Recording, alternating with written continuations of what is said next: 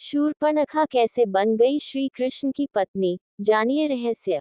दंडकारण्य की स्वामिनी शूर्पणखा ने भगवान श्री राम के महत्वपूर्ण कार्य निश्चयहीन करहु मही भुज उठाय प्रण कीन विनाशाय च दुष्कृत आदि में बहुत सहायता की है। जनमानस में शूर्पणखा की छवि राक्षसी होने, कामी होने, निर्ममता से नरसंहार करने की होने से वह घृणा की दृष्टि से देखी जाती है। करोड़ों जन्मों तक तपस्या करने के बाद भी ऋषि मुनियों को भगवत दर्शन लाभ नहीं हो पाते, परंतु इसने उनके दर्शन के साथ साथ बातें भी की तथा श्री राम ने उसकी लक्ष्मण जी से भी बात करवाकर भक्ति स्वरूपा आद्याशक्ति जगत जननी सीता माता के दर्शन भी करवा दिए।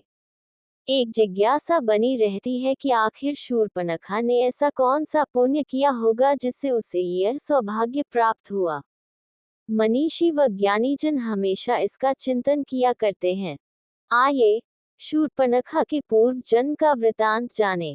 पूर्व जन्म में शूर्पणखा इंद्रलोक की नयनतारा नामक अप्सरा थी। उर्वशी, रंभा, मेनका, पुंजिक स्थला आदि प्रमुख अप्सराओं में इसकी गिनती थी। एक बार इंद्र के दरबार में अप्सराओं का नृत्य चल रहा था। उस समय यह नयनतारा नृत्य करते समय भ्रू संचालन अर्थात आंखों से इशारा भी कर रही थी।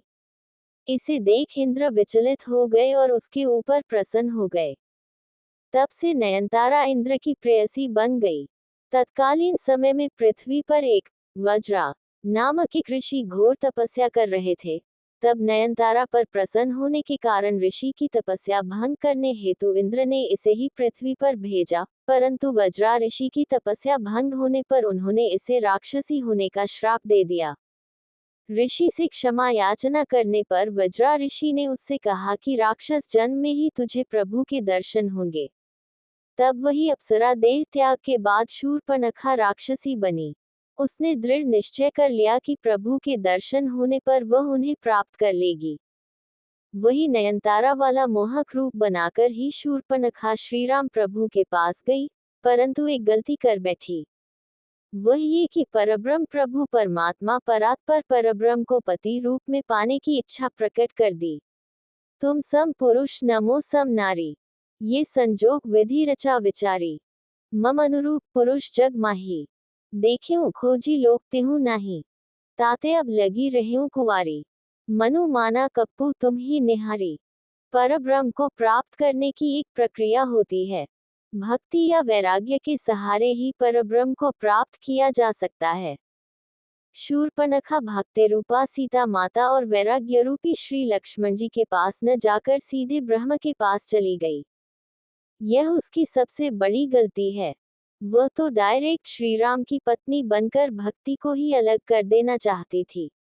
इसके अलावा वैराग्य का आश्रय लेती तो भी प्रभु को प्राप्त कर सकती थी, परंतु वैराग्य को भी नकार कर अर्थात वैराग्य रूपी श्री लक्ष्मण जी के पास भी न जाकर एवं अहंकार में आकर सीधे प्रभु के पास चली गई।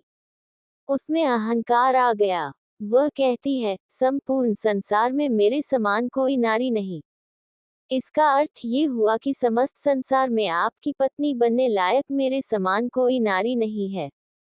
अहंकारी को प्रभु मिलन संभव ही नहीं हो सकता।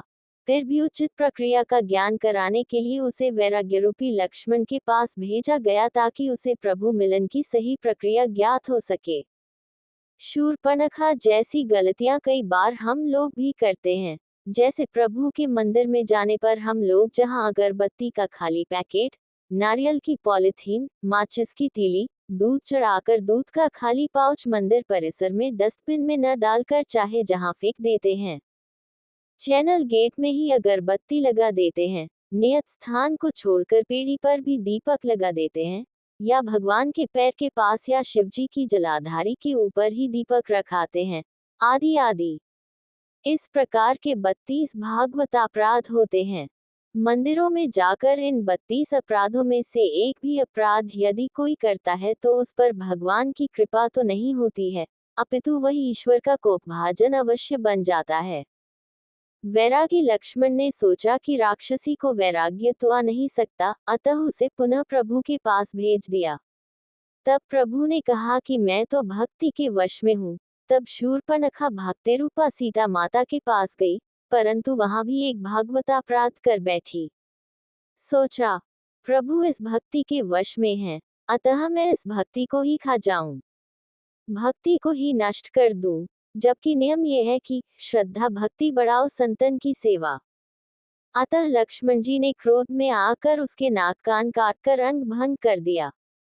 तब शूर्पणखा के ज्ञान चक्षु खुल गए और प्रभु के कार्य को पूरा कराने, विनाशाय च दुष्कृतम के लिए उनकी सहायिका बनकर प्रभु के हाथ से खरवदूषण, रावण, कुंभकर्ण, मेघनाद आदि निशाचरों को मरवा दिया और प्रभु प्राप्ति की उचित प्रक्रिया अपनाने के लिए पुष्कर जी में चली गई और जल में खड़ी होकर भगवान शिव का ध्यान करने लगी। आइए, हम भी भगवान रुद्रेश्वर को प्रणाम करें। ज्योतिमत्र स्वरूपाय निर्मल ज्ञान चक्षु से, ओम रुद्रेश्वराय शांताय ब्रह्मणे लिंग मूर्ते। श्री कृष्ण की पत्नी। 10,000 वर्ष बाद भगवान शिव ने शूर्पणखा को दर्शन दिए और वर प्रदान किया कि 28वें द्वापर युग में जब श्री राम कृष्ण अवतार लेंगे, तब कुब्जा के रूप में तुम्हें कृष्ण से पति सुख की प्राप्ति होगी। तब श्री कृष्ण तुम्हारी कुबड़ ठीक करके वही नयनतारा अप्सरा का मनमोहक रूप प्रदान करेंगे। प्लीज चैनल को सब्सक्राइब, लाइक और शेयर करें ताकि ऐसी और वीडियो आपको मिलती रहे।